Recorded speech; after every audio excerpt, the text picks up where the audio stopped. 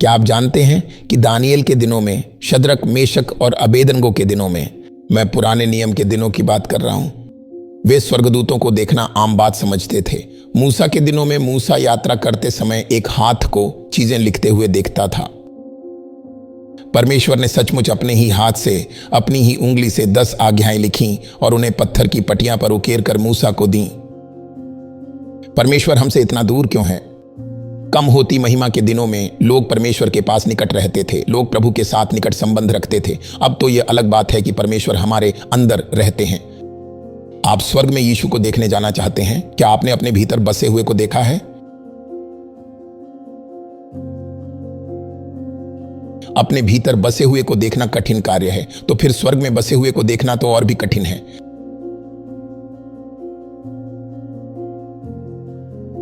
Bible कहती है, Daniel ने बार बार प्रार्थना की जब तक कि यहोवा का स्वर्गदूत विजयी न हुआ और उसके सामने प्रकट होकर उत्तर न दिया। परमेश्वर के पुत्रों, यहोवा का स्वर्गदूत सचमुच दानिएल के सामने प्रकट हुआ। पतरस के दिनों में यहोवा का स्वर्गदूत जेल में प्रकट हुआ। उसने बेड़ियां तोड़ी, उसका हाथ पकड़कर जेल का दरवाजा खोला। पतरस बाहर आया, शहर का द्वार खोला, वह बाहर निकला। स्वर्गदूत ने उसे बाहर ले जाकर अदृश्य हो गया। क्योंकि आप सियोन पर्वत पर आए हैं, जो जीवित परमेश्वर का शहर है।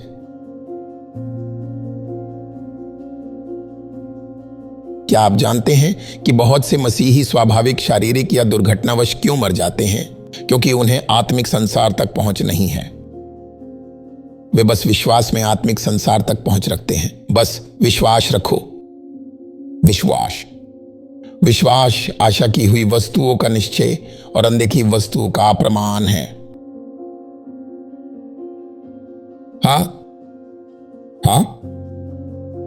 क्या यह सच है?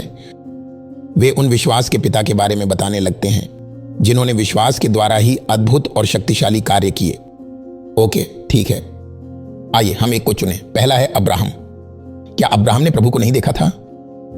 क्या उसने परमेश्वर की आमने सामने आवाज नहीं सुनी थी? हाँ, क्या उसने स्वर्ग से यह आवाज नहीं सुनी थी, अब्राहम, अब्राहम, अपने देश को छोड़ो, अपने कुटुंब और अपने परिवार को छोड़ो और उस देश में जाओ जिसे मैं तुम्हें दिखाऊंगा? क्या वह अब्राहम नहीं था जिसने अपना बलिदान चढ़ाया और वहां परमेश्वर प्रकट होकर उससे बातें की? तो तुम्हारा मतलब क्या है कि विश्वास के द्वारा, विश्वास आशा की हुई वस्तुओं का निश्चय और अनदेखी वस्तुओं का प्रमाण है। तो जब बाइबल कहती है अनदेखी, तो उसका क्या मतलब है? यही भ्रम है जिसमें उन्होंने आपको डाल दिया। ओह, आप प्रभु को नहीं देख सकते? नो प्रॉब्लम, बस वचन पर विश्वास करो बस, और अंगीकार करो बस। वे आपसे झूठ बोल रहे हैं।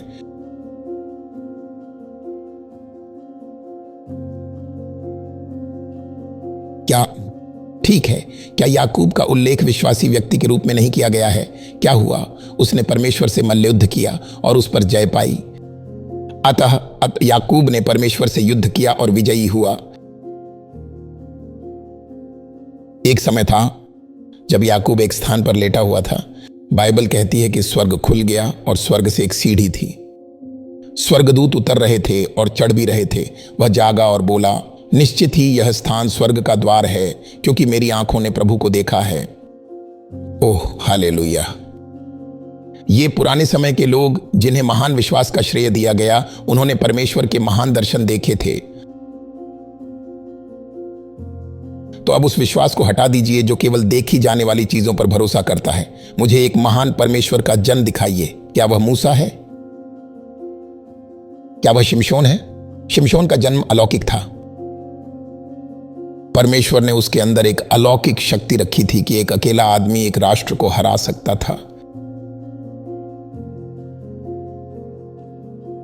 इसलिए कृपया हम सावधान रहें।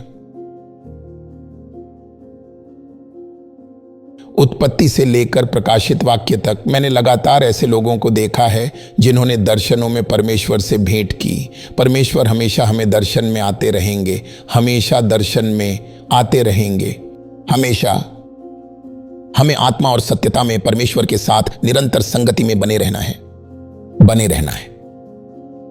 आज की दुनिया में मुझे कोई और धर्म दिखाओ जिसे परमेश्वर तक पहुंचने का अधिकार हो तुम्हारे अलावा।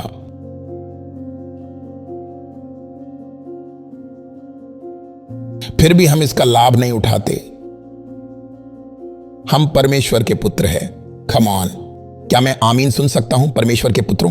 परमेश्वर हमारे साथ वास्तविकता में सचमुच के हमारे साथ भेंट करना चाहता है, बात करना चाहता है, सिर्फ विश्वास में नहीं।